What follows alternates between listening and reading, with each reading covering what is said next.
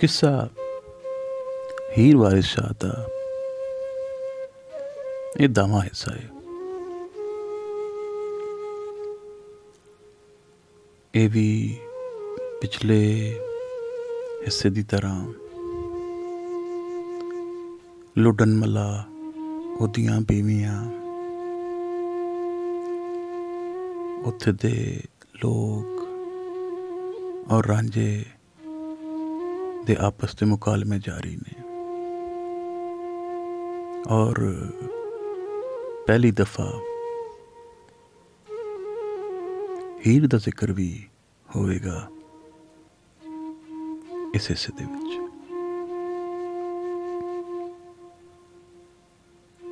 ते शुरू करते हैं।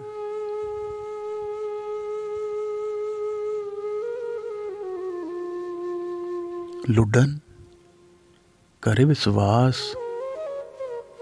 जिवें आदमी नू यारो वसवसा आण शैतान कीता।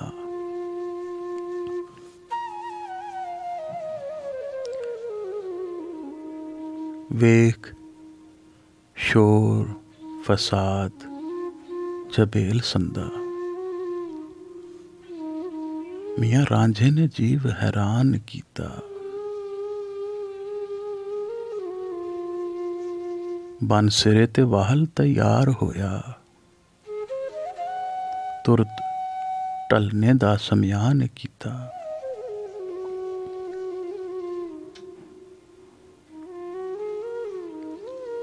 रन्ना लुडन दियां वेख के रहम कीता। जो कुछ नबी ने नाल मेहमान कीता। एहो जहे जे आदमी हथ आवन जान माल पूरा कुर्बान कीता। आओ करी हैं ऐस दी मिन्नत जारी। वारिस काश तू दिल परेशान कीता। दोहां बाहां तो पकड़ रंझेठड़े नू फिर आन बेड़ी विच चाड़िया ने। तकसीर माफ कर आदमी दी मुड़ान बहिश्त विच वाड़िया ने। गोया ख्वाब दे विच इज़राइल डिठा मैनू फेर मुड़ अर्श ते चाड़िया ने। वारिस शाह नू तुरत निहा के ते बीवी हीर दे पलंग ते चाड़िया ने। यारो पलंग केहा सुनन्नी सेज इत्थे। लोकां आखिया हीर चटेटड़ी दा। बादशाह सियालां दे तरंजना दी। मेर चोचके खान दी बेटड़ी दा। शाह परी पना नित लय जिस्थों ए थां उस मुश्क लपेटड़ी दा। असी सब जबेल ते घाट पतन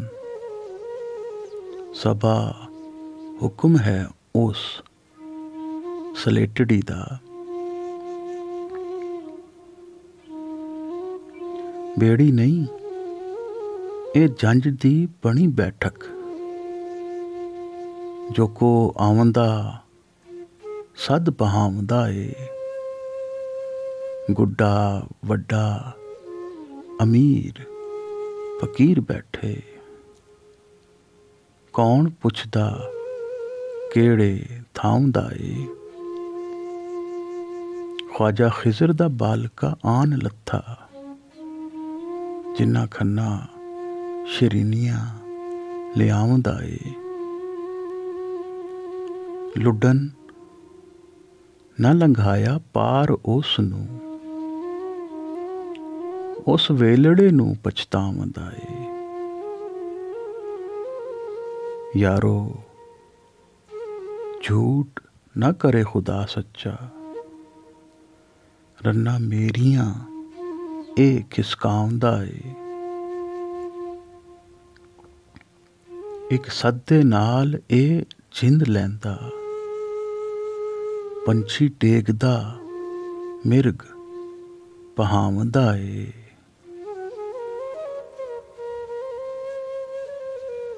ਜਾ ਮਾਈਆਂ ਪਿੰਡ ਵਿੱਚ ਗੱਲ ਟੋਰੀ, ਇੱਕ ਸੁਘੜ ਬੇੜੀ ਵਿੱਚ ਗਾਉਂਦਾ ਏ। ਸੁਣੇ ਲੁੱਡਨ ਜਬੇਲ ਦੀਆਂ ਦੋਵੇਂ ਰੰਨਾਂ, ਸੇਜ ਹੀਰ ਦੀ ਤੇ ਅੰਗ ਲਾਵੰਦਾ ਏ। ਵਾਰਿਸ ਸ਼ਾਹ ਕੁਵਾਰੀਆਂ ਆਫਤਾਂ ਨੇ, ਵੇਖ ਕਿਹਾ ਫਤੂਰ ਹੁਣ ਆਮਦਾ ਏ।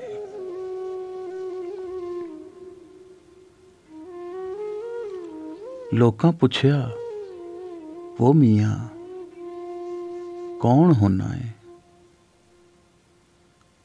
ਅਨ ਕਿਸੇ ਨੇ ਆਨ ਖਵਾਇਆ ਈ, ਅੰਗ ਸਾਕ ਕਿਉਂ ਛੱਡ ਕੇ ਨਸ ਆਵੇਂ। ਬੁੱਢੀ ਮਾਂ ਤੇ ਬਾਪ ਨੂੰ ਗਾਲਿਆ ਈ,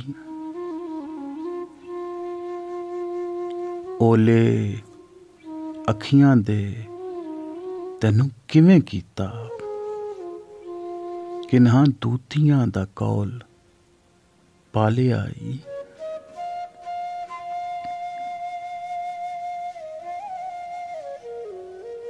ਹੱਸ ਖੇਡ ਕੇ ਰਾਤ ਗੁਜ਼ਾਰਿਆ ਸੋ, ਸੁਬਹ ਉੱਠ ਕੇ ਜੀਵ ਉਦਾਸ ਕੀਤਾ। ਰਾਹ ਜਾਂਦੜੇ ਨੂੰ ਨਦੀ ਨਜ਼ਰ ਆਈ, ਡੇਰਾ ਜਾ ਮਲਾਹਾਂ ਦੇ ਪਾਸ ਕੀਤਾ। ਅੱਗੇ ਪਲੰਗ ਬੇੜੀ ਵਿੱਚ ਵਿਛਿਆ ਸੀ, ਉੱਤੇ ਖੂਬ ਵਿਛਾਵਨਾ ਰਾਸ ਕੀਤਾ। ਬੇੜੀ ਵਿੱਚ ਵਜਾ ਕੇ ਵੰਝਲੀ ਨੂੰ, ਜਾ ਪਲੰਗ ਉੱਤੇ ਖਾਸ ਆਮ ਕੀਤਾ। ਵਾਰਿਸ ਸ਼ਾਹ ਜਾ ਹੀਰ ਨੂੰ ਖਬਰ ਹੋਈ, ਤੇਰੀ ਸੇਜ ਦਾ ਜੱਟ ਨੇ ਰਾਸ ਕੀਤਾ।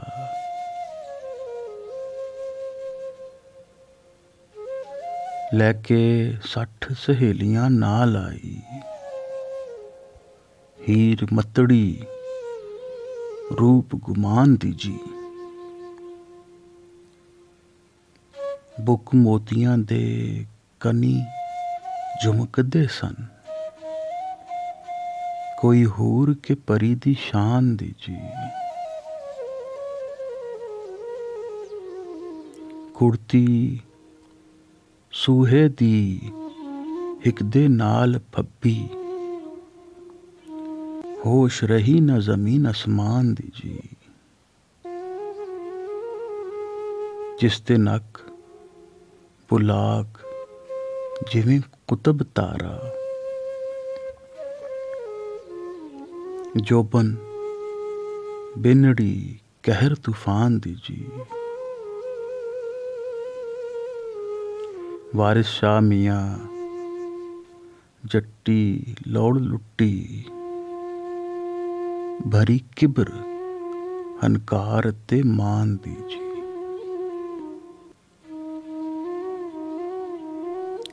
ਇਸ ਦੇ ਨਾਲ ਹੀ ਅੱਜ ਦਾ ਕਿੱਸਾ ਖਤਮ ਹੁੰਦਾ ਹੈ ਤੇ ਅਗਲੇ ਕਿੱਸੇ ਵਿੱਚ ਹੀਰ ਦੇ ਬਾਰੇ ਗੱਲ ਹੋਏਗੀ।